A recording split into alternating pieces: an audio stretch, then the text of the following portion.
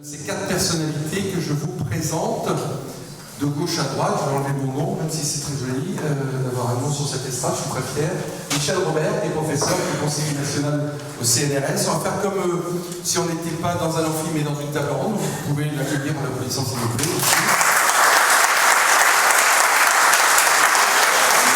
Je verrai avec vous votre spécialité et tout ce que vous avez à nous dire sur ce sujet intéressant que sont les objets intelligents. À côté de lui se trouve Daniel Mingui, il est professeur dans cet amphi régulièrement, puisque c'est un peu chez lui, même s'il navigue beaucoup entre Montpellier et Paris, puisqu'il est également avocat, et un spécialiste reconnu depuis longtemps de plein de choses intéressantes dont les étudiants dans la salle savent déjà mieux que moi, mais ils vont applaudir néanmoins aujourd'hui.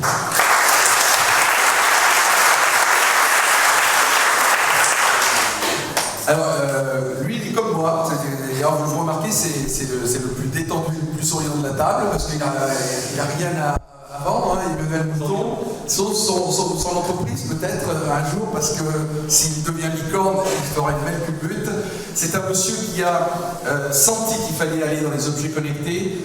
Il y a quelques années, c'était iPhone moins 2 ans. Alors, c'est un peu comme Jésus-Christ, on date maintenant comme ça. Donc, iPhone moins 2 ans, il a créé sa boîte qui s'appelle Synox et qui est donc spécialisé dans plein de choses intéressantes et on rentrera dedans dans le détail avec lui et on verra sa vision des choses et comment on peut vendre et valoriser tout ça. Donc les mecs, merci. François Pierrot, qui est le vice-président d'innovation de l'Université de Montpellier, spécialiste de ce que nous avons tous fantasmé avoir à la maison, c'est-à-dire des robots depuis très longtemps. C'est un spécialiste des robots, que vous pouvez applaudir très fort. Merci aussi. On a fait une introduction juridique à l'objet intelligent qui a été une introduction surtout sur l'objet intelligent tout à l'heure, je tiens à le dire, et on va quand même revenir là-dessus parce qu'on avait prévu de démarrer là-dessus. De quoi on parle avant tout? Parce que moi, je suis désolé, mais en tant que journaliste grand public, j'entends beaucoup parler d'objets intelligents, connectés, tout ça, c'est pas très clair. Et quand j'entends la définition, je comprends aussi que c'est pas complètement défini tout ça. Et peut-être que même chacun aurait un peu la sienne. C'est ce que je me suis demandé au départ. Donc comme j'ai une brochette de 4 personnalités qui s'y connaissent un peu dans ce domaine-là, est-ce que j'ai raison de penser que chacun a la sienne? Si je démarre avec vous, Michel Robert, quand je vous dis objet intelligent, vous dites quoi comme définition? On parle de quoi? Je réponds d'abord en anglais, langage anglo-saxon. On parle de l'IoT, c'est-à-dire Internet of Things, l'Internet des objets. Et effectivement, le mot intelligent, il va falloir le relativiser, je crois, dans notre débat, et bien comprendre que beaucoup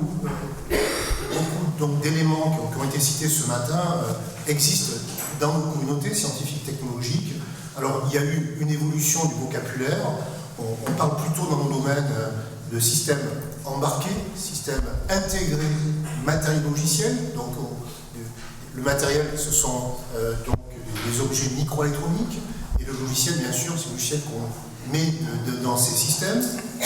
Ensuite, effectivement, ça a été prononcé ce matin, la notion de temps réel, qui fait que, effectivement, il y a l'acquisition de données et leur traitement dans ce que nous on appelle le temps réel, c'est-à-dire notre temps actuel. Et pour vous présenter un petit peu tout ça, très simplement, en termes techniques, les mots-clés, ce sont effectivement les associations de capteurs, on y reviendra, de processeurs pour traiter de l'information. Donc quand on parle de processeurs, on va embarquer du logiciel. Donc le logiciel, ce sont des algorithmes qui vont donc exécuter un certain nombre de tâches. Donc il y a la programmation, des communications. Donc évidemment, ça commence historiquement par le téléphone. Et bien sûr, la problématique liée à l'énergie. Alors aujourd'hui, on en est là pourquoi? Parce qu'il y a une convergence dans les sciences et techniques qui fait que, eh bien, de la microélectronique au microsystème.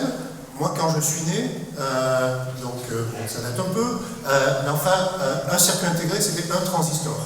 Aujourd'hui, sur 2 cm² de silicium, qui est le matériau de la microélectronique, donc actuellement pour nos processeurs, c'est plus, enfin, on se rapproche de la dizaine de milliards de transistors pour les systèmes les plus complexes.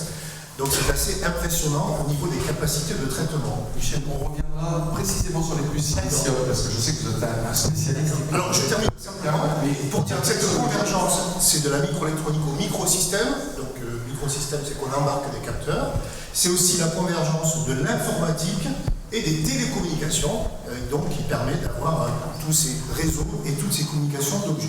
Et les applications, je crois qu'elles sont très bien illustrées par le programme de cet après-midi, puisqu'on va parler de interaction numérique santé, interaction numérique environnement, et aussi des vraies questions qu'il ne faut pas sous-estimer parmi les interrogations qui ont pu être soulevées ce matin.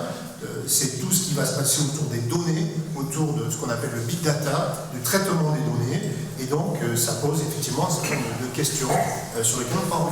Et votre voisin, on connaît quelques-unes de réponses déjà, parce que vous, maître, professeur, et maître, je peux utiliser les deux termes ce matin, c'est quoi votre définition d'objet intelligent?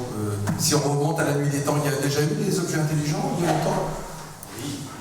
Alors, effectivement, le problème de l'objet intelligent tient au fait que c'est un oxymore, puisque par nature, un objet n'est pas intelligent, seuls les sujets, les personnes sont doués d'intelligence, et lorsqu'on associe ces deux mots, on renvoie à un présent qui n'existe pas. Il n'y a pas d'objet intelligent dans le monde. Pour vous, ça n'est pas encore arrivé. Ça va arriver, mais ça n'est pas encore arrivé. En revanche, si on se plonge dans l'histoire des idées ou l'histoire des hommes, on observe qu'il y a eu des objets intelligents. Si on admet l'idée de base selon laquelle un objet c'est un outil, et l'homme a toujours eu besoin d'outils pour l'essentiel de ses activités, qu'elles soient familiales, qu'elles soient industrielles, qu'elles soient guerrières, et ces outils sont soit des objets inanimés, des choses, des haches, des machines, plus tard, 1500 ans plus tard au moins, ou bien ce sont des outils vivants. Et dans les outils vivants, il y a des outils vivants non humains et des outils vivants humains. À Rome, on utilise essentiellement des outils vivants, tout à la fois non humains, des animaux, chevaux, des animaux de ferme, et des outils humains que sont les esclaves. Or, la problématique de l'esclave à Rome est une problématique qui est parfaitement étudiée, d'ailleurs par les spécialistes du droit romain. Attention, hein, lorsqu'on évoque l'histoire du droit, ne raisonnons pas avec nos projections actuelles. À Rome, la problématique de l'esclave est une problématique humaine. Quoique l'esclave soit traité comme une chose, je suis propriétaire d'un esclave et je suis en mesure d'être propriétaire d'un esclave plus intelligent que moi. Cicéron, par exemple, qui était un avocat à Rome, avait divers esclaves et il les envoyait plaider pour des aspects techniques parce qu'ils n'y connaissaient strictement rien. Et la question se pose alors de savoir que ce que l'on fait lorsqu'on est face à une société dans laquelle j'ai des esclaves, des choses plus intelligentes que moi éventuellement, ou moins intelligentes que moi, mais douées d'autonomie, et qu'elles sont nombreuses. Et le problème qui a été évoqué avec le golem est alors le problème du traitement de la révolte de l'esclave. Et à Rome, le résultat est radical, c'est la Moravia de Rome à Naples, un esclave crucifié tous les 10 mètres. Et c'est le problème donc, des lois d'Asimov, peut-être qu'on pourra les reposer demain. Au fond, on peut se poser, bon, je dis ça parce que je réfléchis à un programme de recherche que j'ai entamé, certains ont été destinataires de celui-ci ici, sur le droit des machines dans le temps.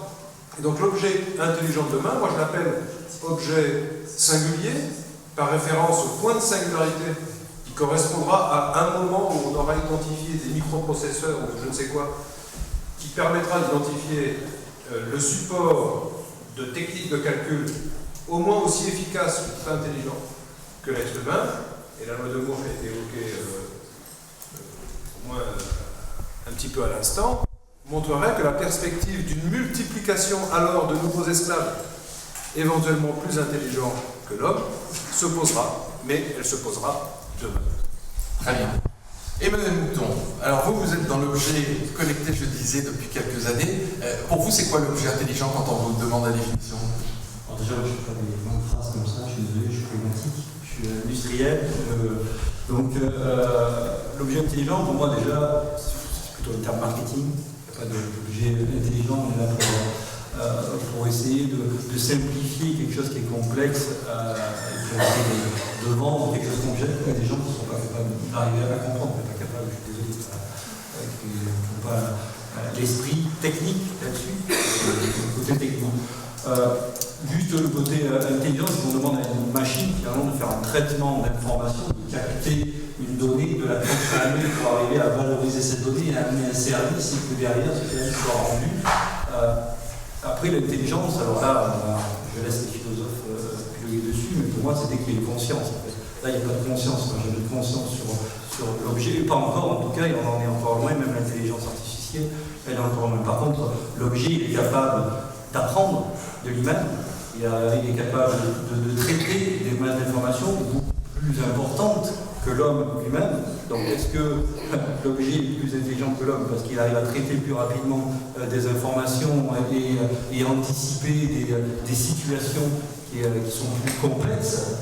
Est-ce que c'est ça l'intelligence? Je ne sais pas. Moi j'ai plutôt parlé de l'objet qui amène un service en captant la donnée, on va parler de capteur, à transmettre ces données, on va parler de ce qui est connecté ou pas connecté, est-ce qu'il est autonome ou pas autonome, et surtout à corréler ces données avec un environnement, un contexte qui est capable d'amener un service derrière. C'est là où le big data intervient, c'est d'arriver à traiter cette masse d'informations et de pouvoir après apporter un service qui sera plus ou moins monétisable et qui apportera plus ou moins de valeur. Voilà pour moi la définition de l'objet intelligent, c'est comme ça. Vous créez des plateformes pour ces objets connectés. Alors on réalise finalement oui, des plateformes parce que pour pouvoir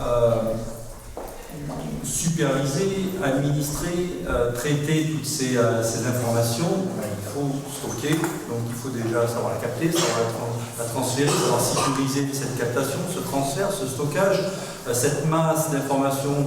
On parle du cloud, on va parler du big data pour pouvoir stocker ces masses d'informations. Donc big data, on va parler après d'algorithmes de traitement. Donc c'est là où arrive l'intelligence artificielle, le machine learning, donc tout ce qui est analyse prédictive, cognitive, qui finalement, à partir d'une même information, d'une même donnée, d'un même capteur, même d'un objet qui soit intelligent, qui va capter une donnée de consommation d'eau, simplement, derrière, on va lui faire lire simplement quelque chose de basique, de facturation de consommation ou d'analyse prédictive d'un style de vie de la personne âgée. On parlait tout à l'heure de maintien à domicile de personnes âgées, qui est une absence de consommation d'eau et un risque potentiel que la personne âgée. Donc voilà, ça nous peut dire simplement sur un indicateur de capteur d'eau. Vous voyez, et donc derrière, c'est l'enjeu, finalement, c'est intéressant de voir du droit ici, c'est la propriété de cette donnée, ce qu'on peut en faire de cette donnée. Donc ça, c'est... On va y rentrer après, dans le détail de vos les étapes. Je termine le tour de table sur la définition de cet objet que l'on dit intelligent. Vous en avez une autre version. Alors vous, le spécialiste du robot, parce que et ça existe depuis longtemps, est-ce qu'un robot c'est un objet intelligent? Mais écoutez, je pense qu'on va converger autour de la table. Le mot intelligent pour les objets à ce jour, et je pense que pour très longtemps, il est clairement galvaudé, au sens où si nous on se considère comme intelligent. On a aujourd'hui des objets qui communiquent, donc ceux qui sont communicants connectés d'un côté, qui sont des objets automatisés, qui agissent sur leur environnement. Ni l'un ni l'autre de ces deux catégories ne sont intelligents. Donc les robots sont des objets automatisés. C'est la suite de l'évolution de la mécanisation d'abord. Ensuite on a mis des moteurs et des petits ordinateurs dedans, c'est devenu automatisé. Mais il n'y a toujours pas d'intelligence là-dedans. Donc ça a un langage, on pourrait dire? Oui, je pense que mon voisin a raison, c'est un excellent outil marketing. Voilà, donc c'est pas un abus de langage, c'est conscient. Oui, c'est commercial. Oui, mais c'est habile. Ça permet de vendre plus cher des choses qui se produisent très peu cher aussi, donc c'est très bien aussi pour le business, c'est pas un défaut. Oui, parce que on va prendre quelques exemples aussi pour essayer de rendre cette table ronde assez pragmatique et qu'on puisse prendre avec un exemple et répondre aux deux questions, risque, opportunité à chaque fois. Vous parliez de marketing, il y a l'esprit, l'aspirateur qui fait le job à notre place. Est-ce que ça, c'est un objet qui est pour vous intelligent, connecté, qui apporte des risques, ou ou des avantages à des opportunités pour l'être humain? Cette question-là, déjà tous les quatre, qui commence? Bon, je vais commencer. Il se trouve que dans un passé, on avait créé une entreprise qui a vendu des aspirateurs de ce genre-là, donc c'est un domaine que je connais un peu. C'est pas des objets qui ont besoin d'être intelligents. Hein, c'est une machine qui peut se mettre en route toute seule. Elle n'a d'ailleurs même pas besoin d'être connectée au sens que vous pourriez savoir ce que votre aspirateur fait en ce moment ou mettre en route à distance, c'est pas forcément utile. La majorité des aspirateurs robotisés ou automatisés plutôt, vous les laissez, ils vivent leur vie, ils se mettent en route de manière régulière. Ils aspirent d'ailleurs pas super bien dans l'aspirateur. Voilà, vous avez testé visiblement. Oui, c'est pas compliqué, les aspirateurs robotisés ils sont ronds, donc vous voyez, ils ont du mal à aller dans les coins par exemple, donc ça aspirera toujours moins bien que vous tout seul. Mais cela dit, ils rendent des services, ils vous simplifient la vie, ils font le plus gros du travail, et donc vous rendent votre vie quotidienne plus agréable. Voilà, un objet automatisé, un robot simple qui assure des fonctions de mesure de son environnement parce qu'il doit savoir où il est, qui fait du traitement de l'information, donc il comprend un ordinateur de bord, il prend des décisions toutes simples, aller à droite, aller à gauche, mais il ne va pas établir une conscience, se rendre compte de ce programmé, il est automatique, mais il n'est pas là pour avoir une intelligence comme les humains. Donc c'est quoi? C'est une réponse, Emmanuel, tout simplement commerciale, les objets intelligents? C'est quoi? Pourquoi on a besoin de ces objets? Pourquoi ça arrive maintenant? Parce que l'aspirateur a été inventé par les autres qui étaient pas aspirateurs. Donc pourquoi? Parce qu'on a besoin d'automatiser des choses. Depuis les temps, on évolue dans la technologie et pour essayer d'automatiser des tâches qu'on a pu faire ou pas à valeur pour l'homme. Donc au plus on crée des objets qui permettent donc de passer du temps à faire autre chose. L'homme crée ainsi des objets et automatiser pour s'améliorer et se prendre du temps sur autre chose. Donc l'aspirateur a une fonction, il dit ironiquement, oui, c'est pour éviter à l'homme de faire cet aspirateur, certainement. Par contre, il y a d'autres objets qui sont. Je ne sais pas si vous voulez d'autres exemples. Allons-y sur d'autres exemples. Alors vous, par exemple, vous êtes sur une plateforme d'objets connectés. Hein. Pardon de revenir sur ce terme-là, parce que vous, ce terme-là est très, très important. Juste avant que vous m'expliquiez l'exemple en question, connecté à quoi? Nathalie l'a dit tout à l'heure, connecté à Internet, parce qu'on pense évidemment au réseau des réseaux. Ça peut être connecté à un autre réseau, ça peut être connecté à nous-mêmes. Je pense à des bras qui seraient connectés sur notre système nerveux, tout simplement. Et quand je différencie deux choses, surtout les objets qui sont connectés à un smartphone ou avec son environnement, et ceux qui sont vraiment connectés à Internet et qui sont dans un réseau, dans une flotte d'objets. Donc nous on travaille plutôt sur, pas ce qui est grand public, mais c'est ce qui est industriel. Donc sur des flottes de véhicules connectés, sur des centrales d'alarme, de télésurveillance, sur des bateaux qui seront connectés. On voit qu'on n'apporte pas un service directement à l'utilisateur final, mais indirectement à ceux qui le gèrent. Donc, après, là-dessus, utilisons un exemple précis que tout le monde connaîtra. Vous avez créé une plateforme pour des taxis parisiens, si je m'abuse, qui ressemble un peu à Uber. Je vais donner un exemple un peu de là où on peut aller. On va cumuler le droit, l'usage et tout sur le véhicule connecté. Le véhicule connecté, c'est d'arriver à une solution qui permet de remonter des données issues du véhicule, consommation, nombre de kilomètres qui sont faits, les accélérations, les décélérations, les passages de rapport, le comportement finalement de conduite de l'utilisateur pour à la fin qui s'améliore dans sa manière de conduire pour faire baisser son empreinte carbone, faire baisser la consommation de carburant, faire baisser le risque routier. Ça, c'est l'enjeu de l'entreprise. Et derrière, bien le droit dessus, c'est-à-dire comment le comportement de conduite va être intégré dedans, parce qu'il y a des données personnelles, privées par rapport à ça. Et derrière, on va jusqu'à la plateforme qui permet de consolider, de faire la gamification sur ces solutions, c'est-à-dire amener à motiver les personnes à changer de comportement. Alors, on reprend dans le flotte automobile, et qu'un conducteur ne paye ni son véhicule, ni son essence, ni le péage. Et par contre, on veut l'inciter à modifier son comportement pour éviter qu'il y ait des accidents. Donc pour ça, quelle est la motivation à amener donc on a amené de la gamification dedans, et à partir des données qui sont issues du véhicule, des données que l'on croise avec la météo, des données que l'on croise avec donc, de la cartographie, on va pouvoir amener du jeu derrière. Donc je pense que tout le monde a un smartphone dans la salle, tout le monde joue, tout le monde aime jouer, et c'est ce qui va amener le service finalement et la valorisation du service pour l'utilisateur final, et qui n'est pas forcément toujours un gain d'argent ou un gain d'usage. Daniel Mangui, à qui ça appartient ça? Il y a un vide juridique où le droit répond déjà à tout ça? À qui appartient cette donnée?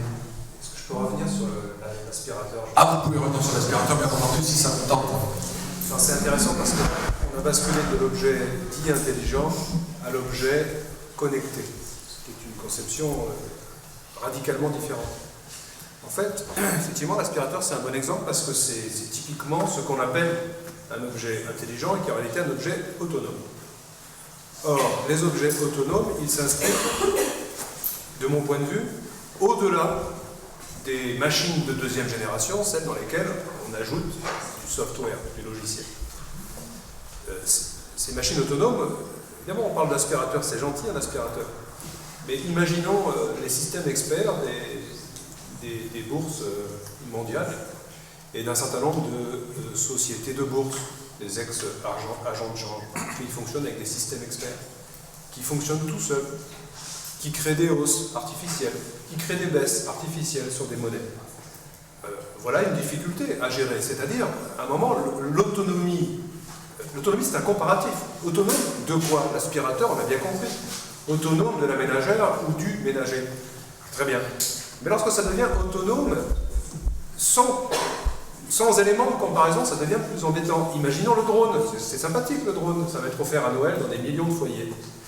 Mais lorsque le drone est programmé pour aller faire une mission tueuse, par exemple, et qu'il entre dans une zone précisément où on ne peut plus faire marche arrière, or l'ordre utile, ce serait de lui dire de faire marche arrière. On se retrouve là, face à une machine qui n'est pas plus intelligente ou moins intelligente que notre machine, elle est juste autonome. Et cette autonomie, en soi, est susceptible de poser éventuellement une difficulté, parce que là, on va sortir des lois du Golem ou des lois d'Asimov, puisqu'on est, par hypothèse, sans contact avec celle-ci, on ne peut plus l'éteindre. Alors, qui appartient les données? Ça, c'est la question qui va se poser quand même. Les données. Je ne sais pas si il répondra, je ne sais pas s'il a la réponse lui, en tant que chef d'entreprise déjà, vous voyez. Alors, Big Data, c'est un problème de protection de la vie privée, c'est-à-dire que les données qui sont connectées, elles sont soit des données publiques, soit des données privées. Et la frontière entre les données publiques et les données privées, elle n'est pas simple à faire. Alors, la question des données météo, ce sont des données dites publiques, il y a une thèse célèbre qui a été soutenue ici. Mais à partir du moment où Météo France les utilise, est-ce qu'elle ne les privatise pas, si j'ose dire, en les mettant dans le commerce ensuite pour illustrer la distinction délicate à faire entre données publiques, tout le monde peut y avoir accès, et données privées, je les valorise. Et puis il y a des données privées. Ma consommation d'eau, voilà. Elle appartient à qui cette donnée? À Veolia? Non. Au propriétaire de l'appartement? Alors, elle m'appartient pour autant qu'il y a une logique d'appartenance, c'est-à-dire un lien de propriété entre une personne, moi, et cette donnée, à supposer que ce soit une chose. En revanche, il est fort possible que dans le contrat que j'ai conclu avec Veolia, je l'ai autorisé. Nous signons tous des conditions générales de vente, donc la seule chose que nous disons, c'est que ce sont des conditions générales de vente et qu'il y a un yes-no. Et j'ai peut-être autorisé Veolia à utiliser ces données dans un certain nombre de circonstances. Et la question qui va se poser est alors moins de savoir à qui appartient ces données ou qui peut les utiliser, que la question de savoir si l'utilisation de ces données est valable au regard d'un ensemble de normes qui vont poser un certain nombre de jalons, de limites à l'utilisation de ces données. Je prends un exemple que tout le monde a en tête, j'imagine, c'est l'affaire Facebook, qui a été traité par la Cour de justice de l'Union européenne. C'est quoi l'affaire Facebook dans cette affaire? C'est l'idée selon laquelle la Cour de justice de l'Union européenne se fonde sur la charte des droits fondamentaux de l'Union européenne. C'est un nouveau machin qui a vocation à concurrencer ou se substituer à la Convention européenne des droits de l'homme dans le champ du droit de l'Union européenne. Je parle technique, je suis désolé. Et la question qui se pose est de savoir si la protection offerte du point de vue de la protection des données aux États-Unis est inférieure ou supérieure aux techniques de protection des données en Europe. La réponse donnée par la Cour de justice de l'Union européenne est, et c'est tout à fait nouveau et tout à fait intéressant dans le champ du traitement de ces questions, la protection par les Américains est plus faible que la protection offerte par le droit de l'Union européenne, donc on ne permet pas l'exportation de ces données tant qu'il n'y aura pas de technique de protection des données privées. Alors quand on dit protection des données privées, la question qui se pose c'est est-ce que c'est le problème de la protection des données privées qui est en jeu, ou est-ce que c'est le franchissement d'un certain nombre de limites par rapport à des critères qui vont être posés dans une loi, je dis loi, peu importe, en France c'est la loi qui a créé la CNIL, Informatique et Liberté, de 78, c'est vieux, mais c'est encore un autre cadre de référence, le Code civil, un ensemble de règles qui organisent ces techniques. Voilà, pour être plus précis. Il n'y a pas un vide juridique, mais il y a énormément de choses très complexes à étudier avant d'avoir la réponse. C'est un peu flou mon propos, mais vous écouterez aller sur là cet après-midi, ce sera plus clair parce que c'est ce dont elle va parler. Bon, est-ce qu'il ne faut pas un peu démystifier tout ça parce que vous disiez, en préparant cette table ronde, Michel, il faut un peu démystifier les objets connectés quand même, et les objets intelligents. Je pense déjà dans ce qui a été dit, je ne vais pas reprendre, mais distinguer les aspects autonomie et des aspects donc liés aux communications. Et on peut redécliner à nouveau les exemples.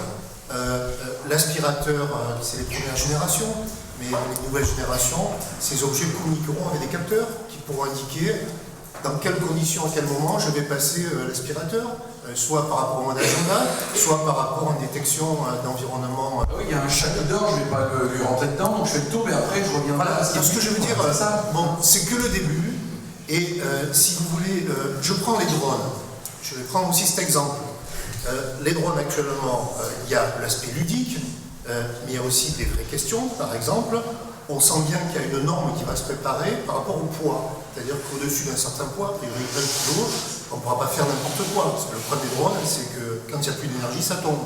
Donc il y a un certain nombre de questions ouvertes. Et je crois, et là je m'adresse aux étudiants actuels, ici présents, je crois qu'on est vraiment dans une mutation de société et qui, pour vous, est extraordinaire en termes d'opportunités.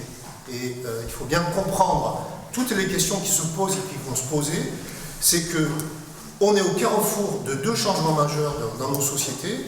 C'est la mondialisation d'une part qui amène l'industrie à effectivement repenser ses modèles, donc on parle beaucoup de services, on l'entend bien, et en même temps la société numérique, je veux dire on y est maintenant vraiment dedans, qui bouleverse beaucoup de choses, notamment la notion de temps, on est dans l'instantané, et la notion, effectivement, les notions liées alors au domaine qui n'est pas le mien, mais qui m'intéresse, les notions liées aux normes, aux droits, et c'est que le début.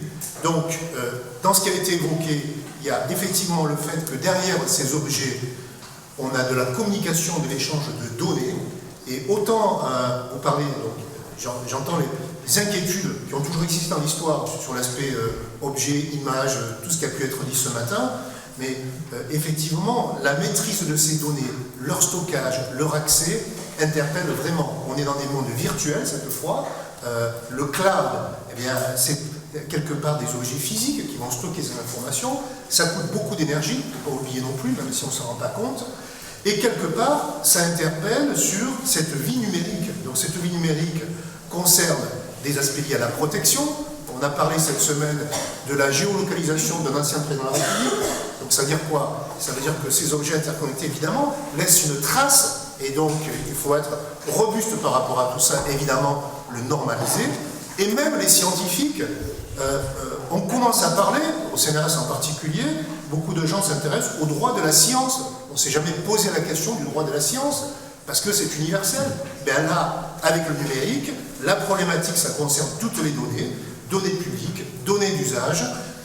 Ces données, à un moment donné, si on n'a plus accès, c'est embêtant pour des chercheurs. C'est le travail de publication et autres, dans les formats numériques.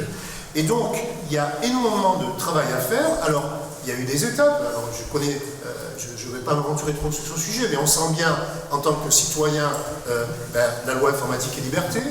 Cette loi sur le numérique, donc, qui a été mise au débat, c'est expérimental, donc on verra bien ce qui va en sortir. Mais je pense que c'est que le début. Il va falloir aller beaucoup plus loin, parce que, en particulier dans le domaine de la recherche publique, alors que les chercheurs produisent des données, il faut être capable aussi de laisser une maîtrise et un accès à ces données, et tout ça va nécessiter de faire évoluer le droit. Je crois que c'est extrêmement important. Et Madame Mouton, avec ce téléphone très connu que Steve Jobs m'a donné il y a quelques années, je suis géolocalisé combien de fois par jour par Apple? Par Apple, c'est que vous avez signé des petites acceptations, sinon vous n'auriez pas eu. Donc, tout le monde. Combien? Et sur un Apple, on peut être localisé par jour 72 fois. C'est peu. Si j'avais eu un Android. Et un Android, c'est 2600 fois. Oui, ils sont mieux. La donnée de localisation remonte 2600 fois par jour sur le cloud de Google. Donc, cette géolocalisation. Les données remontent en permanence. Donc, c'est pour ça que c'est un état, je dirais, de fait. Dessus, il faut faire avec. C'est pour ça que c'est une opportunité que sinon on devient. C'est quoi les objets qui seront connectés demain? Quand on parle demain, allez, d'ici 20 ans, faisons un peu de fantasme. Dans 20 ans, tous les objets seront connectés? 20 ans, mais il y a 8 ans, l'iPhone n'était même pas encore inventé. Donc tout sera connecté, tout. Ouais. La poignée connectée, ça existe déjà. Donc le siège, pour savoir quand vous êtes assis dessus, il y a quelqu'un qui est vraiment assis dessus, sera connecté pour mesurer le nombre de places disponibles. Il sera connecté du moment qu'on peut vendre quelque chose derrière, j'imagine. Alors, du moment où il y aura exactement un service où on aura besoin de ces données, c'est tout l'enjeu. C'est-à-dire qu'on va avoir une masse de données phénoménale, impressionnante, c'est-à-dire qui va plutôt poser des questions de place, d'énergie nécessaire au stockage de ces données. Et elles sont-elles intéressantes, pertinentes, et surtout, comment la rendre pertinente, ces données. Et c'est là tout l'enjeu de demain des data scientists, donc de travailler sur le croisement de ces données pour amener. Ça, c'est des métiers. Et ça, c'est des métiers qui n'existent pas encore, qui commencent à exister. Et cette vie numérique va tellement vite parce qu'elle va à une vitesse exponentielle, elle va pas trop vite pour le droit?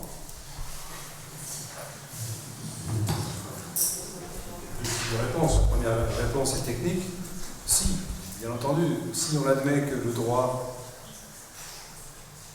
c'est un ensemble de règles techniques qui, par conséquent, doit s'adapter en permanence à la technicité du monde, alors le droit est par nature toujours en retard.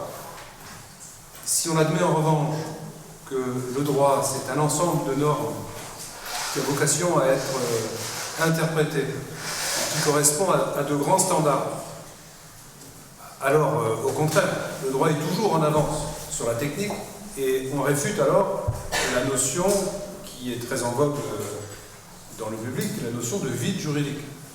Il n'y a pas de vide juridique, il n'y a aucun vide juridique dans aucune matière. En revanche, il y a des problématiques nouvelles qui créent en général des litiges nouveaux. Et on s'aperçoit que lorsqu'il y a un litige nouveau qui se présente devant les juges, eh bien, alors toutes les caméras sont concentrées sur les portes de la Cour de cassation, ou de la Cour de justice, ou de la CEDH, et au fond, c'est la même presse que devant la Pitié à Delphes. Mais qu'a dit l'oracle?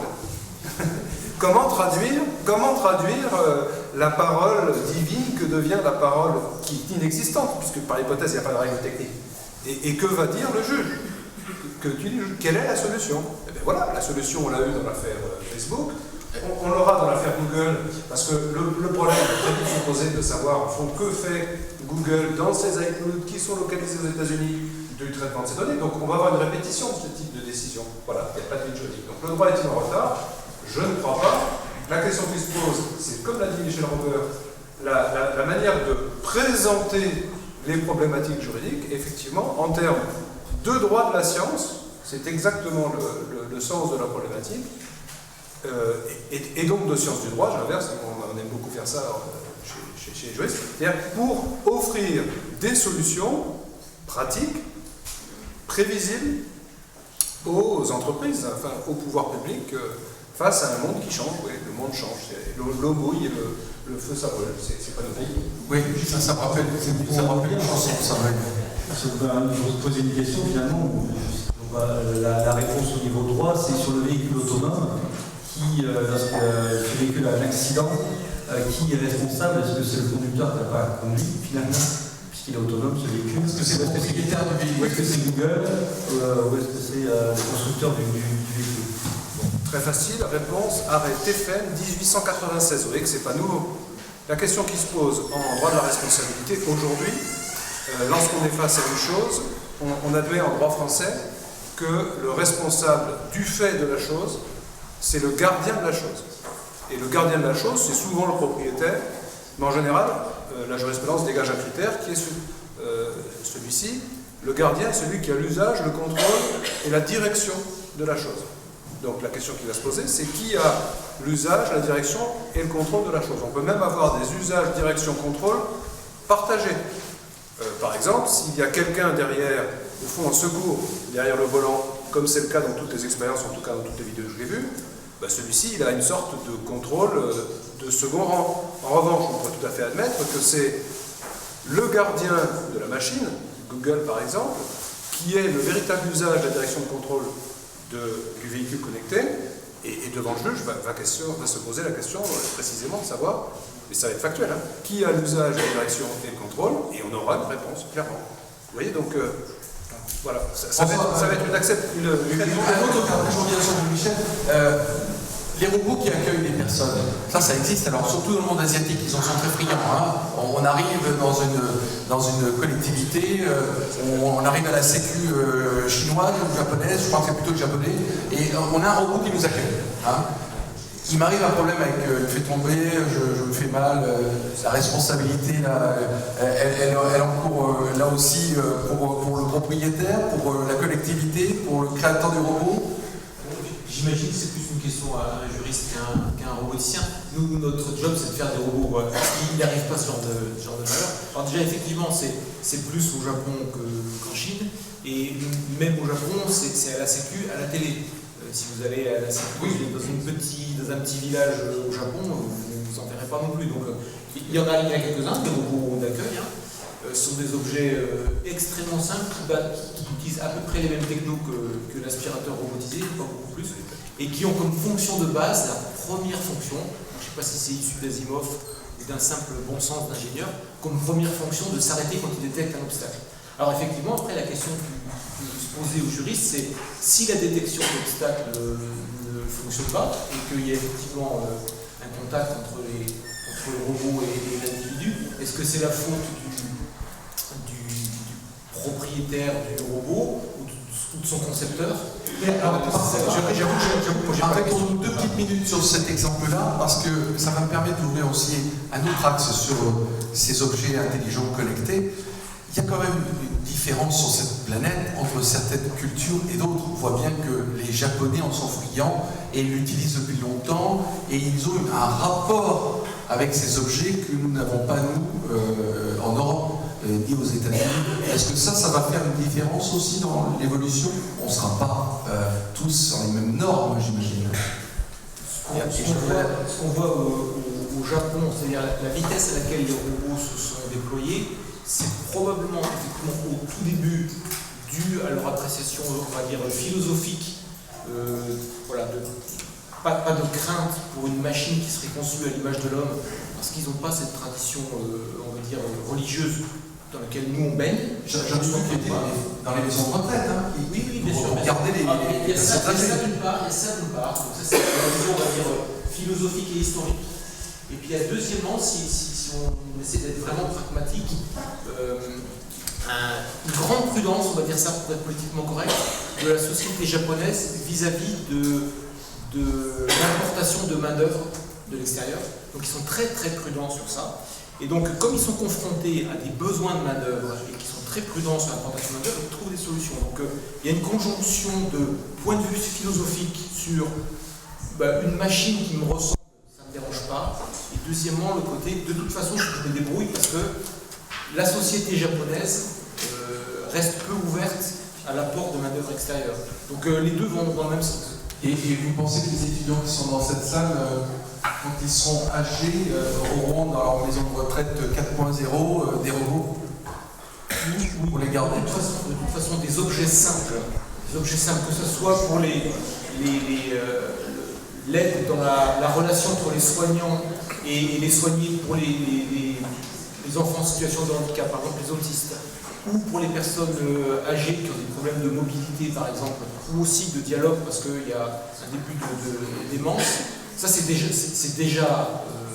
un fait, c'est pas très répandu parce que ça reste coûteux, mais techniquement, ça a déjà été testé en vraie grandeur, et en Asie, et en Europe, et aux États-Unis. Donc ça, j'ai pas vraiment de doute, parce que je le vois déjà aujourd'hui, et que les premiers résultats sont même apparus au niveau technique, c'est-à-dire qu'on a déjà vu l'intérêt clinique d'en déployer. Donc je serai dans une maison de retraite bien avant eux, donc probablement que je m'en donnerai moi-même. Michel. Oui, je voudrais compléter parce que, à nouveau, je crois qu'il y a plusieurs choses. Donc, on a pris le cas de la robotique et donc des personnes âgées. Mais soyons clairs, les progrès font qu'avec les durées de vie qu'augmentent, c'est une vraie question de société. Et donc, quand je dis que cette mutation de la mondialisation numérique va créer de nouveaux métiers et d'opportunités, c'est de prendre en compte la dimension sociale. Donc, effectivement, on parle du robot parce que ça attire les médias, mais dans les maisons de retraite ou les personnes qu'on veut, je dirais, localiser dans les nouveaux types de services, eh bien, ces personnes elles seront équipées de montres et autres parce qu'on sait détecter des chutes, parce qu'on sait apporter de nouveaux services. Donc, je crois qu'il faut se poser la question. Après, il y a le cliché l'humain et la machine, mais en même temps, c'est les services qu'on peut rendre à toutes ces personnes dans la santé, dans le bien-être et dans l'accompagnement au vieillissement. Il y aura l'homme qui fera aussi à l'intérieur de lui équipé de machines, parce que les nanotechnologies arrivent maintenant. Là aussi, alors c'est intéressant, parce que je vous écoute, il y a aussi ce débat science et progrès. Donc, je vais reprendre un exemple. La voiture, donc voiture autonome. Donc Google médiatise. Je rappelle que le président de Google, lui, met beaucoup d'argent. Son fantasme, c'est de vivre 5 siècles. Voilà. Bon, je veux dire, on peut avoir à un moment donné, à chaque époque, des illuminations par rapport à nos modes de vie et des peurs, évidemment, attachées à ça. Mais quelque part, quand on prend le véhicule autonome de Google, qu'est-ce qu'il y a derrière? C'est des technologies faites par des équipementiers. Donc, en France, on a quand même, dans le transport sous-marin jusqu'au spatial, de belles industries. Dans l'automobile, il y a des voitures autonomes. Dans le groupe PSA, actuellement, on fait circuler 5 en France. Bien. Ces voitures autonomes, c'est les équipementiers qui font un certain nombre de choses. Et c'est vrai qu'il y a eu un gros progrès récent sur tout ce que sont les technologies laser, qui font qu'effectivement, c'est assez impressionnant. Et donc, on peut penser qu'entre 2020 et 2030, il y aura effectivement beaucoup plus d'évolution. On se rend bien compte, c'est quand même plus simple d'avoir un GPS que de lire des cartes quand on conduit. Donc, il y a toute une mutation d'usage. Imaginez, par exemple, dans le domaine de la santé, avec les nanotechnologies, des puces dont vous parliez, puisque vous en êtes un grand spécialiste, infiniment petites, qui pourraient faire le travail qu'elles font sur les gros avions, c'est-à-dire détecter que nous avons une baisse à tel endroit qui va peut-être engendrer une difficulté, et donc avant d'être malade, crac, je me soigne. Sans faire de publicité, et les étudiants le savent, vous allez à la FNAC, depuis quelques mois, il y a un stand objets interconnectés. Voilà, donc ça veut dire qu'on peut s'équiper avec tous ces objets. Donc ils existent. Mais ce que je veux dire, c'est que dans les grands principes technologiques, un avion, une voiture, c'est pareil. Ce sont des capteurs de traitement d'information. Le coût de l'électronique et de l'informatique dans une voiture est beaucoup plus élevé que celui de la mécanique. Donc cet objet-là est intéressant parce qu'il y a beaucoup d'usages, mais à nouveau, c'est par ces usages et les normes qu'on se pose des questions. Par exemple, l'affaire Volkswagen est intéressante. C'est un système autonome qui, programmé d'une manière donnée, donc à savoir Bosch, c'est Bosch l'équipementier, donc permet de faire, de s'adapter à des tests qui sont les normes américaines. Et à nouveau, ça montre bien qu'on est dans les services, dans l'économie, où il est important que l'Europe en particulier, se protège aussi, parce que, quelque part, c'est une façon aussi de protéger ses constructeurs. Donc, je veux dire, ces débats vont très loin, et c'est que le début. Et chaque fois, bien sûr, quand on voit les enjeux, c'est des milliards d'euros dans ces affaires-là, on peut penser qu'il y a intérêt à bien comprendre les limites, les normes, et tout ça lié, bien sûr, à ces usages. On joue pas avec le feu, hein? Non, je crois que c'est... Est-ce qu'on va pas être un peu dépassé par des choses à un moment donné? Non, moi je pense que c'est l'aventure humaine. Donc il y a effectivement des nouveaux paradigmes, ça va plus vite, certes. Donc c'est important d'entendre effectivement les positionnements des juristes. Il y a des choses qui nous semblent nouvelles mais qui existent déjà. Le droit, c'est les traités. Et après, c'est la question qui est un autre débat. Science est prouvé, c'est vrai. On a des capteurs autour du corps. Dans certains cas, eh bien, les malades sont bien contents d'avoir des capteurs embarqués. Et bien sûr qu'il y a des normes dans le milieu médical. Et quelque part, il y a ces données et tout ce qu'on pourra faire. Mais après, c'est un autre débat. Dans mon métier, on dit trop d'infos tue d'infos. Et on voit bien qu'on est de plus en plus dans notre société accaparés par ces informations qui nous arrivent de toutes parts, avec ces interfaces que nous avons autour de nous, ce qui n'était pas le cas il y a encore 20 ans. Vous ne pensez pas que trop de données tue la donnée, qu'au bout d'un moment, ça va être beaucoup trop à gérer pour un seul être humain? Non, mais justement, je crois que ça a été évoqué tout à l'heure, donc sur les esclaves. Effectivement, c'est un exemple qui fait vraiment réfléchir. Là, moi, je ne suis pas inquiet par l'objet intelligent, vu, je pense, l'intérêt de cette première rencontre, c'est de montrer derrière ce qui se cache au niveau de la science et technologie. Par contre, il est vrai que ça a été prononcé, on annonce pour la fin de cette décennie environ 50 milliards ou plus d'objets interconnectés. En fait, tout sera interconnecté. Bien, à partir de là, on aura dans ces environnements beaucoup d'échanges de données. Et la question qui va se poser, à nouveau, c'est il y a des données qu'on veut protéger. C'est quand même la moindre des choses. Donc, à ce niveau-là, les pouvoirs publics sont certainement un petit peu dépassés. Donc, il faut trouver des bons équilibres. Et c'est vrai que cette masse de données, je veux dire, là, c'est la rigolade. Quand on voit dans la recherche, dans le génome, tout ce qu'on manipule comme information, dans le stockage de ces données, le traitement, donc c'est vrai que tout ça interpelle. Et peut-être que ce ne sera pas des objets individuels qui poseront problème un jour, c'est cet ensemble interconnecté, sans vraiment contrôle et sans vraiment de normes, qui peut nous échapper. Avant d'aller dans la salle, pour entendre les questions qu'ils auront nous posées, je termine sur cette question. Est-ce qu'on ne va pas être dépassé? Est-ce que vous pensez que c'est plus de risques ou plus d'opportunités, ces objets qui vont être connectés et qui vont être intelligents à un moment donné? Daniel, oui. C'est évidemment une opportunité. On présente souvent les juristes comme étant des espèces de gourous traditionnels, conservateurs, gardiens de la valeur. C'est ça. Il y a des juristes qui sont comme ça, mais le droit n'est qu'au service d'un certain nombre de problèmes à régler. Et on connaît des outils, c'est exactement le même problème que n'importe quelle branche de la science. Simplement la nôtre, elle se fonde sur des faits qui sont des faits humains ou qui sont des jugements de valeur. C'est la difficulté de l'approche juridique du monde. Bien, une fois que j'ai dit ça, il est évident que si les hommes de terrain, si les scientifiques des sciences dures disent le bien-être général est meilleur avec les objets connectés que sans, je ne vois pas très bien à quel titre un juriste dirait ou sortirait de sa poche une carte maîtresse, un espèce d'atout pour dire on ne va pas le faire. Bon. En revanche, c'est une opportunité vraisemblablement, c'est sans doute d'ailleurs une opportunité pour le droit, ne serait-ce que lorsqu'on va s'amuser, ça commence au Brésil, à utiliser des outils informatiques pour faire du droit. On va s'apercevoir que l'être humain, de ce point de vue, avec ses vanités, ses vices, ses défauts, est une mécanique redoutable et redoutablement efficace pour produire du droit. Parce que s'il suffisait d'être remplacé par des robots pour faire le droit, là on serait dans un monde d'une barbarie absolument épouvantable. En revanche, y a-t-il des craintes? Oui, n'oublions pas le vice, qui, comme les vertus, est inhérent à l'esprit humain. Il y a une série, je m'intéresse à ces questions parce que je fais travailler mes étudiants sur la manière dont la littérature ou le cinéma rend compte de ce phénomène scientifique. Bon. Il y a une série suédoise qui est passée à la télé sur Arte, je crois, qui s'appelle Real Human, les vrais humains, les vrais hommes. Je ne sais pas si vous l'avez vu.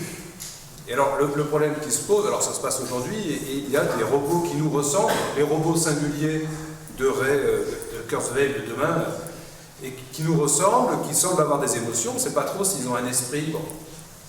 Et évidemment, il y a des gens qui s'amusent à les pirater, à craquer le logiciel.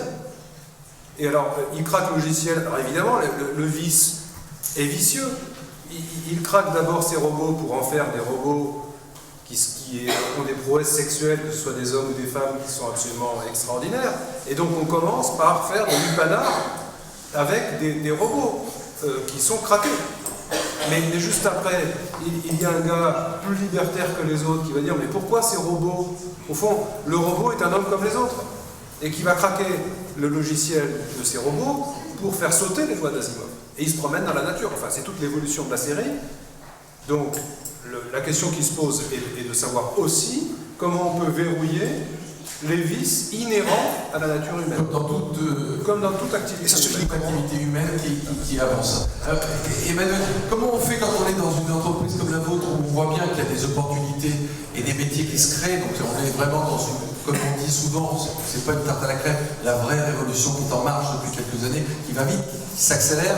Avec ces objets connectés, je pense que ça va être encore plus rapide, je ne suis pas le seul à le penser. Mais comment on va se creuser en tant que chef d'entreprise quand on a une boîte qui est sise à Montpellier, avec une filiale aux États-Unis, un client en Afrique, et puis un traitement de la donnée qui va être en Irlande, parce que ça vous arrange, ou au Japon. Quand vous allez être chef d'entreprise là-dedans, vous allez être obligé d'amener beaucoup d'étudiants là qui auront des diplômes après pour vous aider, hein, parce que ça m'a l'air coton quand même ces normes-là à gérer. Je suppose que les étudiants seraient d'accord pour aller aux États-Unis, voyager, non?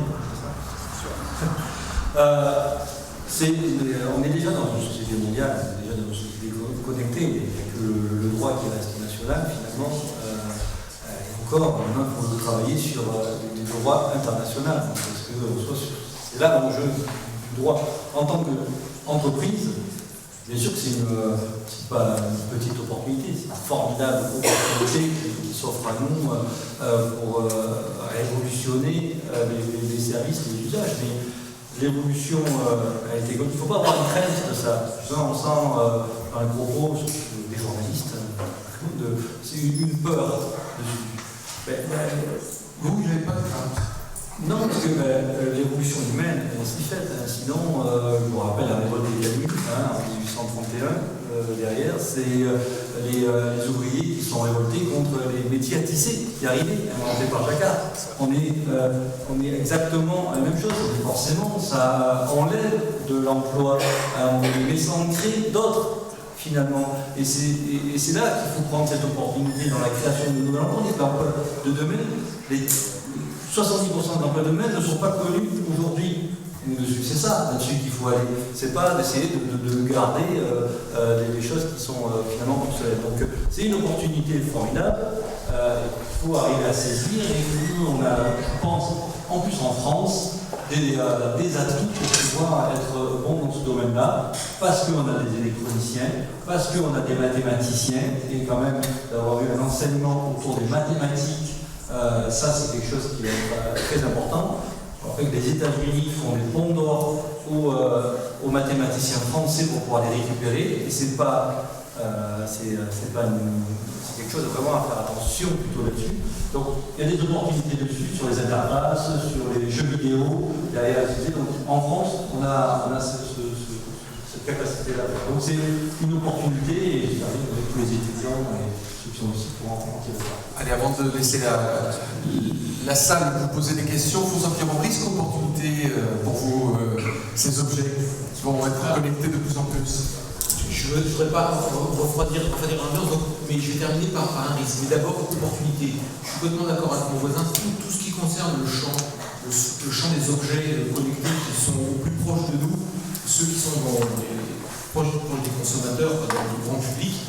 Donc, je suis personnellement très enthousiaste, utilisateur aussi frénétique de ce genre d'objets, et je suis sûr qu'avec le travail des gens qui s'occupent du droit et des réglementations des normes, on arrivera à canaliser les effets potentiellement pervers. Donc, grande chance économique, et je ne doute pas qu'on aura des régulations. même si ça sera qu'un cas, on y arrivera. Là où j'ai une peur de citoyen, c'est plus sur la cybercriminalité au sens des attaques potentielles sur une nation ou sur un ensemble de nations, sur l'ensemble de nos infrastructures. Parce qu'on pense à des objets connectés, et ma foi, que quelqu'un sache que j'ai fait 10 000 pas ou 12 000 pas ce matin, bon, c'est un peu gênant, c'est pas dramatique. Bon, je pensais à la voiture, par exemple, qui a été traquée à distance. Mais quand bien même, une voiture, quand bien même. Non, je pense nos réseaux d'électricité, nos réseaux d'eau, nos réseaux de communication, toutes nos données, mais les données cette fois-ci stratégiques, militaires, et je pense que là, je suis sûr que nos états-majors y réfléchissent, et je ne suis pas sûr que collectivement, on fasse aujourd'hui assez d'efforts de formation des jeunes ingénieurs ou chercheurs, et puis des moins jeunes qui sont aujourd'hui aux commandes, pour prendre conscience des risques de cybercriminalité, cette fois-ci massive.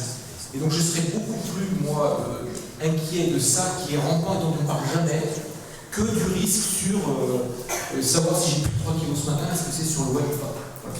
Bon, allez, est-ce que vous avez des questions dans la salle? Si oui, vous vous levez là-bas, je veux bien vous voir, et vous pouvez poser la question aux 4 intervenants, ou à l'un des 4.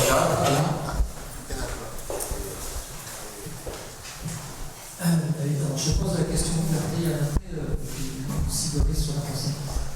Il y a un côté anxiogène sur ces nouvelles technologies d'objet intelligence, c'est la disparition de l'espace associé à la fonction. C'est-à-dire tous on remplit des fonctions, et avant on avait un espace qui nous protégeait. C'est-à-dire que, par exemple, si on est sollicité pour donner un fichier, non, je ne peux pas donner un fichier, je suis dans ma voiture, non, je suis sur un transport, non, je suis dans mon domicile, le fichier. Aujourd'hui, cet espace, la fonction n'est plus protégée par l'espace associé à cette fonction. Donc on a cette dimension de géolocalisation, de mondialisation qui est couplée. Et j'aimerais savoir comment la question des risques que vous voyez associés, notamment, je pose la question d'Agnès sur ces termes juridiques qui se cachent à l'arrière. On n'est plus protégé. L'individu n'est plus protégé par son espace. Est-il protégé, la question? Parce que peut-être qu'il va nous dire que ça existe de la protection. C'est une question redoutable parce qu'effectivement, et c'est une question qui est posée depuis l'Internet, c'est qu'effectivement avec l'Internet on a créé un espace supplémentaire, c'est-à-dire supplémentaire aux espaces géographiques dans lesquels on a l'habitude de se mouvoir et dans lesquels nos sens, au fond, sont habitués à travailler, rendent compte de nos interconnexions. Alors, il me semble que, là il faudrait interroger un spécialiste, mais le problème qui se pose, il tient au fait qu'en réalité, cet espace supplémentaire, il est toujours rattaché à un espace géographique particulier. Effectivement, si je suis dans ma voiture et qu'on me demande d'envoyer un fichier, si j'ai pris, parce que j'ai été entraîné à le faire, la précaution de mettre ces fichiers dans un espace susceptible d'être partagé, un nuage quelconque, Dropbox, tout n'importe quoi, il me suffit de donner le code, et je peux tout à fait partager ce code, et à ce moment-là, cette personne va récupérer ce fichier. On fait déjà ça, bien les égards, pour le reste, l'Internet a été créé pour cela. En revanche, la question qui va se poser, elle va être de savoir, mais au fond, ce nuage, il se réfugie quelque part. Il y a, ça a été dit tout à l'heure, des énormes, je crois qu'il y en a 127 en France. C'est énorme, hein, de ces stocks d'informations, de ces espèces de hangars dans lesquels on stocke toutes ces informations. Alors, elles sont en France, je suis rassuré, elles sont aux États-Unis. Ai-je raison de l'être moins? On parle de mondialisation. Alors, la mondialisation, mais attention, d'abord, le droit n'est pas national, il y a une dimension internationale au droit, et la question qui se pose, c'est de savoir, au fond, où vais-je porter le litige? Et quelle va être la loi applicable? Mais moi, je le dis tout net, je ne suis pas d'accord pour que ce soit le tribunal de je ne sais quoi de Santa Clara qui juge mes questions relatives à Facebook selon les règles de l'État de Californie. Voilà. Et je préférerais avoir la liberté de choix et pouvoir porter mon litige devant le tribunal de grande instance de Montpellier et invoquer, si possible, l'application de la loi française. Ça, c'est un enjeu absolument capital. Et attention, parce que les logiques de mondialisation, elles masquent des rapports de force qui sont exactement les mêmes que les rapports de force du type du comptage des porte-avions. N'est-ce pas? Et En réalité, donc, l'idée mondialisation non-espace par l'Internet, en réalité, derrière, il y a des logiques géographiques et donc des logiques juridiques très fortes, très puissantes. Voilà, Une autre question ici. Merci d'abord pour cette belle table ronde qui est interdisciplinaire, parce que je pense que c'est uniquement par l'interdisciplinarité qu'on arrivera à avancer pas à pas. Mais juste une observation de Léotien et une question. Une observation. Oui, je suis persuadé aussi, comme vous, qu'on va créer de très nombreux emplois d'ingénieurs, de techniciens. Mais dans les milliers de travaux de Daniel Cohen, économiste, nous savons que moi sur ce domaine, personne ne sait si ça ne va pas détruire énormément d'emplois aussi. Je prends l'exemple des caissiers, enfin je crois qu'on a les appelle autrement. On peut créer des emplois peut-être d'ingénieurs pour des logiciels, etc. On peut être de plus en plus autonome en tant que consommateur, mais on peut supprimer des milliers d'emplois. Bon, une question donc une observation de Béotien. Une question de juriste, parce que je suis professeur de droit. Vous n'avez pas parlé de la question du consentement. Si la petite grand-mère ou arrière-grand-mère, parce qu'on parle du 3e, 4e et bientôt peut-être 5e âge, n'a pas du tout envie d'être surveillée, connectée en permanence dans sa maison de retraite, dans son EHPAD, comme on dit, qu'est-ce qu'on fait? En particulier si elle a des défauts d'attention, si elle a un début d'Alzheimer, etc. Comment travaille-t-on sur la question du consentement? Ce mot n'a pas été utilisé, moi. Oui, alors Daniel, vous commencez le début de la réponse. Bon, la question que vous posez, chers collègues, c'est évidemment le travail de Schopenhauer. Il faudrait faire un travail pour coupler Schopenhauer et Heidegger. Effectivement, la société de la technique dans laquelle nous sommes, doublée au problème de la destruction créatrice, ça fait des victimes. C'est évident sur un temps X. Bon. Mais je ne suis pas compétent pour en débattre plus que ça. Voilà, je sais à peu près où trouver les données si j'avais à m'interroger sur ces questions. Sur le consentement, je l'avais évoqué tout à l'heure, effectivement, en réalité, la grand-mère qui est ou chez elle et qui va se connecter, qui va donner à Veolia la possibilité de recueillir des informations pour que ça baisse de consommation d'eau. Je ne suis pas sûr que ce soit un très bon exemple, mais c'est celui qu'on utilise comme fil rouge depuis tout à l'heure. Encore faut-il qu'elle donne son consentement. Je suis bien d'accord. La question qui se pose est, à mon avis, de savoir comment est recueilli ce consentement. Et il est clair que les contrats sont des contrats non négociés, des contrats d'adhésion, et je pense qu'il faudra qu'on invente un jour la notion de contrat de super-adhésion. C'est-à-dire que c'est les contrats aveugles. On ne les regarde même pas. Pour Apple, dont vous parlez tout à l'heure, c'est la même chose. Vous signez les conditions générales, sinon vous ne l'avez pas, votre appareil. Apple, Amazon, enfin on peut y aller. Tous. Avez-vous lu les conditions générales de vente? Oui, non. Voilà, on a lu, oui, non. Il faut être capable de décrypter, oui, non. C'est-à-dire, ça demande. Donc le consentement, à l'heure où on passe par l'acceptation des conditions générales de vente, c'est ça? C'est ça qu'on prend comme consentement? Sauf s'il y a une loi qui dit que les données privées ne sont pas privées. Non, ce n'est pas le cas en France. Donc en France, pour avoir accès à ces données privées, il faut donner l'autorisation à Veolia de les utiliser dans un sens XY, et généralement, on le donne. Et que fait la CNIL là-dedans? La CNIL, elle va vérifier comment que les fichiers qui sont recueillis ne correspondent pas à un certain nombre de critères posés par la CNIL, et que j'ai la possibilité de sortir de ce fichier, essentiellement. Voilà. Mais la question qui va se poser est de savoir si je ne donne pas le consentement, est-ce que j'ai encore de l'eau? C'est-à-dire qu'à un moment, le rapport de force entre le consentement à quelque chose qui paraît accessoire aujourd'hui va devenir en réalité un consentement à l'essentiel. C'est-à-dire qu'aujourd'hui, je peux dire, si je ne veux pas de Facebook, si je ne veux pas donner mes informations, je supprime mon compte de Facebook, ou je n'utilise pas Facebook, effectivement, ou je n'utilise pas d'iPhone parce que je ne veux pas être géolocalisé. Mais est-ce que je ne suis pas, ce faisant, sorti d'un contexte social? Et donc, ce qu'il faut rester de la question, c'est voilà, de quel consentement parle-t-on? Je suis bien d'accord. Michel, vous pouvez compléter? Juste un point, parce que vous parlez de consentement, je pense qu'il faut intégrer aussi le concept de besoin et de contrainte. Toutes ces technologies existent, les usages sont à inventer, notamment les plus jeunes, donc il y aura forcément de nouveaux métiers. On prend la grande distribution qui a été citée, eh bien, c'est aussi la façon de créer de nouveaux emplois, de nouveaux services. On voit bien que la grande distribution évolue vers les anciennes épiceries maintenant, qui sont en réseau. Donc il y a des mutations de société d'usage, parce que c'est quand même des clients derrière. Et il faut quand même voir qu'on n'est pas obligé d'avoir un abonnement à la télévision, un Canal+, ou un service de téléphone. Je veux dire, c'est des choix. Et après, il y a effectivement ces opportunités.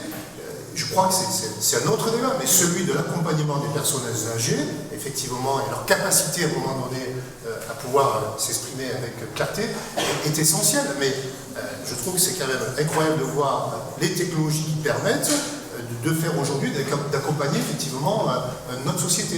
Et j'ai l'impression que beaucoup de questions qu'on a, c'est comme si j'avais un miroir, et y compris dans nos craintes, c'est à nouveau le comportement humain, et c'est à nous adapter avec effectivement toutes ces évolutions technologiques. Et juste un point, pour mettre quand même, prendre un peu de recul. On parle du global, on parle du local. Et donc du local, c'est ce mélange d'aspects globaux et purement locaux. Quand on voit actuellement la carte de l'Europe, des interconnexions de la population sur Internet, ça interpelle. Parce que dans toute l'Europe, au sens large, il y a 3 pays qui sont vraiment en retard. C'est la Grèce, c'est l'Italie et c'est la France. La France est un vrai désert numérique par rapport aux pays nordiques. Il faut bien comprendre que ces mutations, à un moment donné, aussi dépassent. Et dans la société numérique, la notion de distance, c'est plus la distance géographique. On citait tout à l'heure l'entreprise, évidemment, les communications sont instantanées. Et quand on parle du cloud, il faut aussi démystifier ce qu'est le cloud. Il y a un pays, effectivement, comme dans notre Bible, des endroits où les industriels stockent de l'information. Tous ces ordinateurs de stockage sont en réseau à l'échelle de la planète, parce qu'il y a des problèmes de sécurité, des problèmes de redondance d'information, et aussi, c'est vrai, le vrai défi, c'est la cybersécurité. Bon, eh bien, tout ça, c'est cette mutation qui fait que les sociétés se sont adaptées à toutes ces évolutions. Allez, encore une question ici, après 2 autres là. Donc, essayez de répondre assez rapidement, s'il vous plaît. Je voulais juste revenir sur la notion de responsabilité.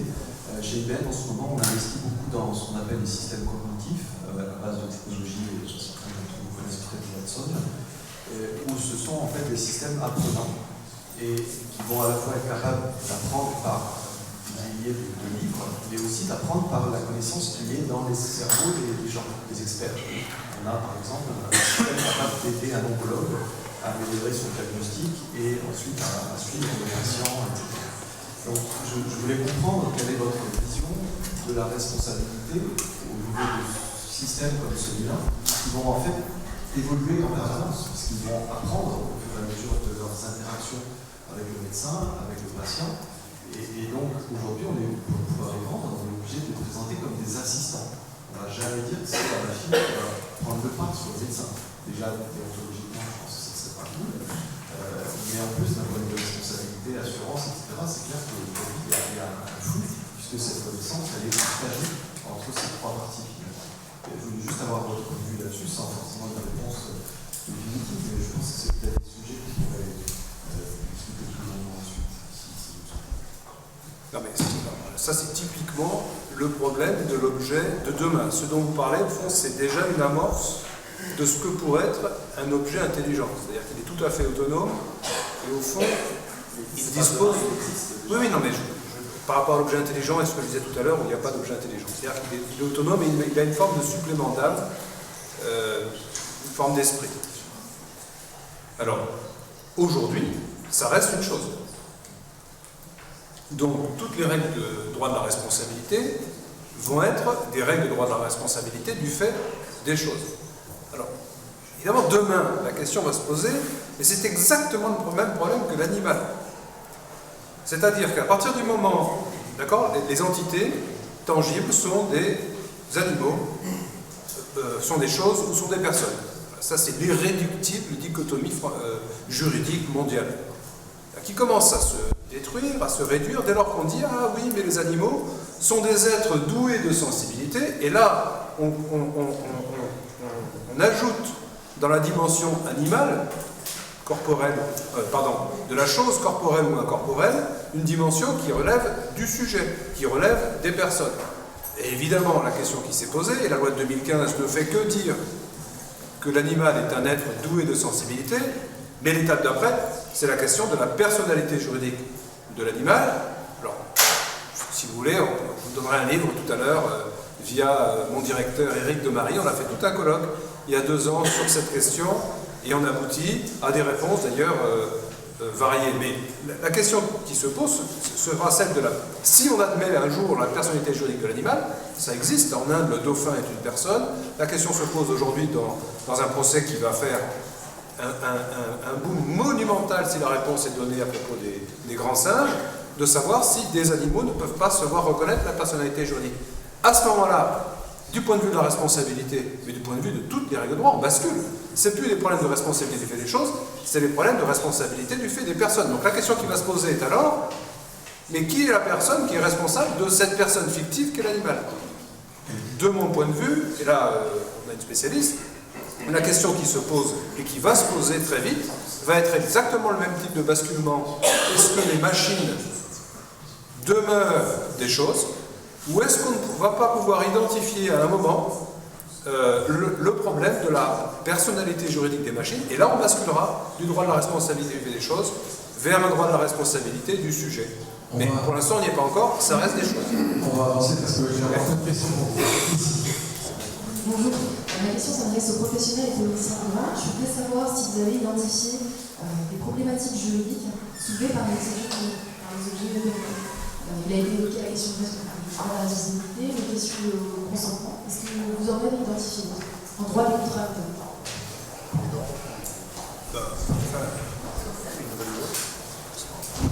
Oui, les problèmes sont énormes, mais enfin, on fantasme de manière monumentale sur l'apport juridique qui pourrait découler de ces nouveaux objets. C'est le même problème que le problème de l'Internet il y a 20 ans. Ah mon Dieu, le droit de l'Internet va tout révolutionner, le droit de l'Internet ne va rien révolutionner du tout, ça reste des problèmes de droit international privé, de droit ordinaire appliqué à cet espace nouveau. Pour l'objet connecté, je ne vois pas grand-chose, sauf un propos qui a été dit tout à l'heure, qui est effectivement le fait que les crimes qui sont commis à l'occasion de l'utilisation du monde numérique deviennent des crimes qui sont susceptibles d'être catastrophiques, énormes.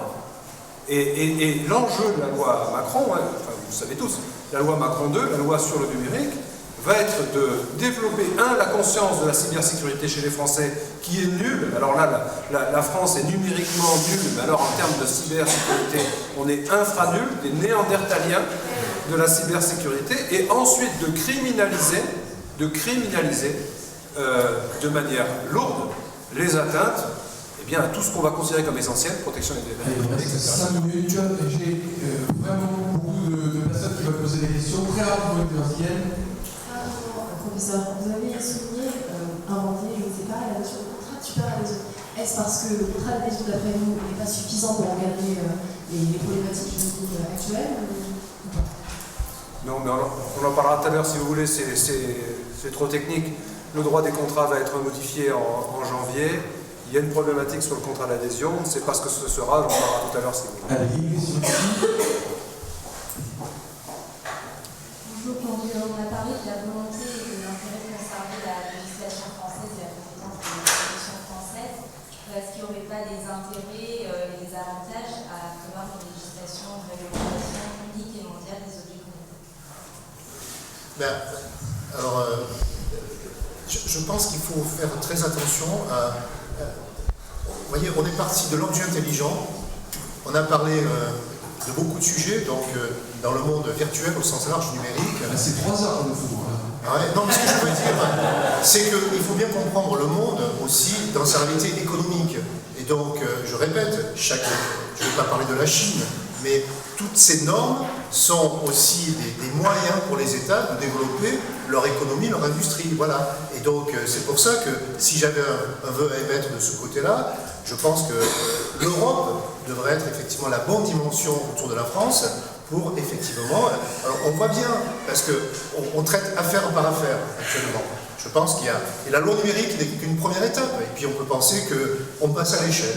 Mais le monde va très vite, mais aussi il faut comprendre ces raisons qui poussent aussi les organisations à s'adapter. Allez, pourquoi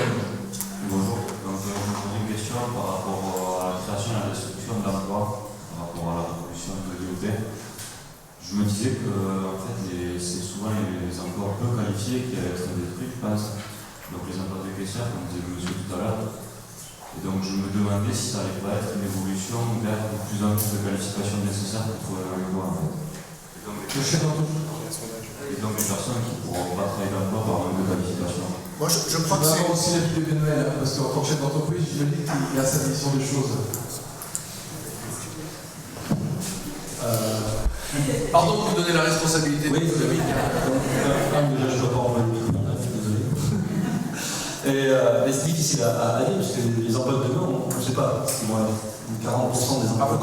Vous avez dit tout à l'heure quand même qu'il y a des métiers qui arrivent, qui sont des métiers d'avenir, le data scientist par exemple. Alors moi, de ce que je connais comme métiers qui sont autour du traitement de la donnée dans le data scientist, côté informatique, en game designer, c'est des scénarios sociologiques, donc on voit que c'est sociologique, c'est beaucoup moins technique, sur comment amener la confiance à l'utilisateur dans l'utilisation de ces objets. C'est aussi des emplois qui sont futurs aussi et importants. Derrière, il y a bien sûr le stockage informatique, l'analyse, le développement, qui sont des emplois plutôt informaticiens. Après, c'est sûr que c'est des emplois peut-être plus qualifiés, mais c'est une évolution où j'aurais du mal à vous dire ce qu'on va faire. Je voudrais compléter. Il y a une mutation de société. Effectivement, on voit bien les options politiques pour aller plus vers le diplômé à l'université, etc.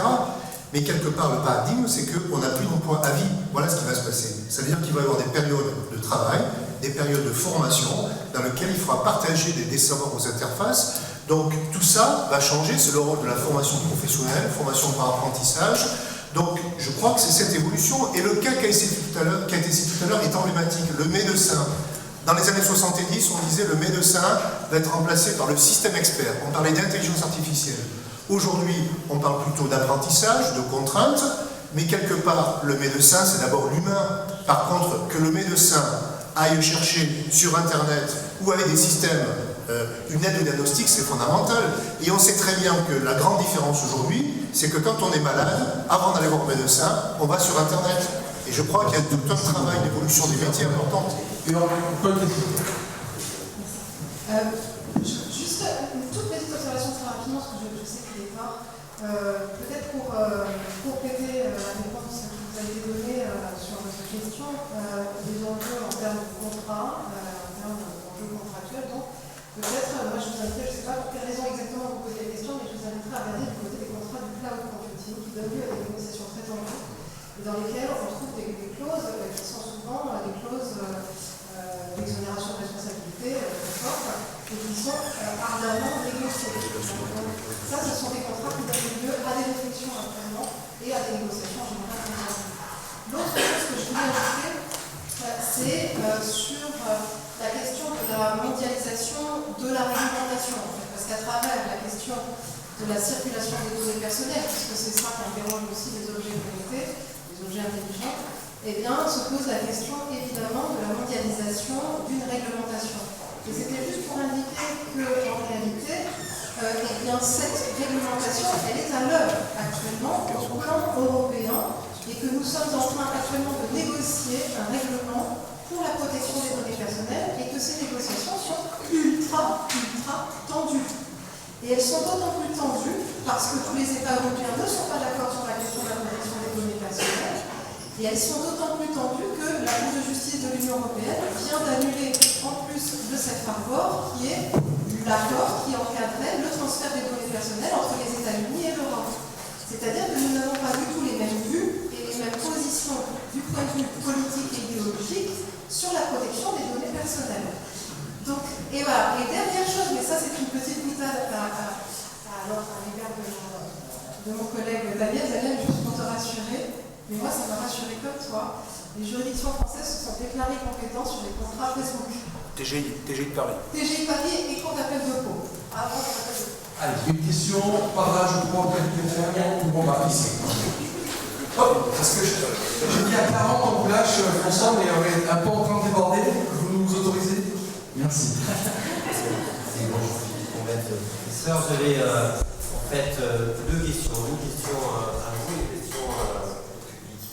La première question concerne, j'ai lu le dernier livre de Jeremy Rifkin, Parler des objets, troisième révolution industrielle, et dans ce livre il cite justement cette troisième révolution industrielle nous fait passer de l'ère de la propriété à l'ère du partage. Donc, est-ce qu'il y a un droit, il y a un droit de la propriété, est-ce qu'il y a un droit du partage? Ça c'est la question à vous. Et la deuxième question que j'ai vue, publique, qui comprend beaucoup d'étudiants, est-ce que pour vous allez être la future société, est-ce que pour vous c'est vraiment anxiogène de partager ces données? Est-ce que finalement c'est pas un faux débat? Là, pour la deuxième question, on a eu 1h30 pour les répondre. Quand je fasse le tour. Pour la première, si vous pouvez le faire en catégorie, c'est-à-dire en 20 secondes, c'est bien. C'est une question absolument géniale à laquelle je n'avais pas songé parce que, en fait, il y a plusieurs modèles de la propriété. Le modèle de la propriété en France, c'est un droit exclusif entre une personne et une chose. Ça n'interdit pas d'envisager une propriété collective, mais on va retrouver des tas de solutions qui sont des solutions d'ailleurs assez archaïques, l'indivision, des choses comme ça. En revanche, imaginez une propriété collective par principe, ça nous obligera à changer de paradigme. Alors pourquoi pas sur un thème particulier? J'avoue que je n'avais jamais songé, ça mériterait un colloque à mon avis à lui tout seul. Il y a plein de sujets encore sous-jacents dans cette table ronde qui auraient pu mériter des... ça permettra aux organisateurs d'aller plus loin pour les prochains numéros parce que ne serait-ce qu'on l'a survolé, mais la génération Y et Z qui a une autre vision des choses et des données personnelles comme Facebook que la génération X que nous représentons. Mais ça mériterait un autre colloque. Et il y en a plein d'autres choses intéressantes, qui ont lieu cet après-midi. Je voudrais vous remercier ces 4 intervenants très forts, s'il vous plaît. François Pirot,